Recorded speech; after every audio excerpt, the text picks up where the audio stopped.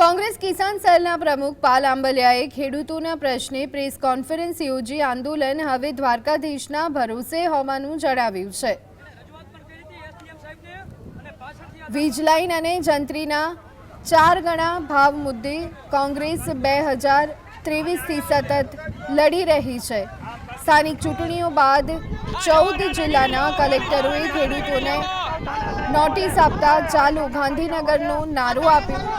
જ્યાં સુધી સરકાર જમીન સંપાદન મુજબ વીજ લાઇનની પોલિસી ન બનાવે ત્યાં સુધી લડત ચાલુ રહેશે।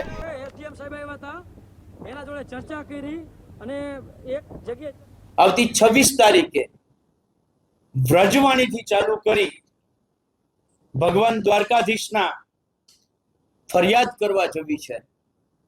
હે દ્વારકાધીશ, અમે આ સરકારને કહીને થાક્યા છે। જે રામના નામે જે સરકાર બની છે, ધર્મના નામે જે સરકાર બની છે, એ સરકાર અમે ખેડૂતો રાત્રે સૂતા પહેલા રામનું નામ લઈએ છીએ, સવારે ઉઠીને રામનું નામ લઈએ છીએ, અમે હળ હાંકતા હાંકતા ઠેહ લાગે તોય રામનું નામ લઈએ છીએ। એ જ સરકાર આ ખેડૂતનું સાંભળતી